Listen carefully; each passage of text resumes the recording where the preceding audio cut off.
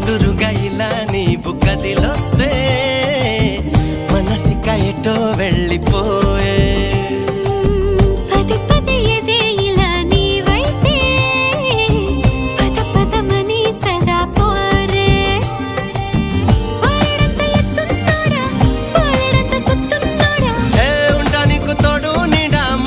పడి ఎడా పెడా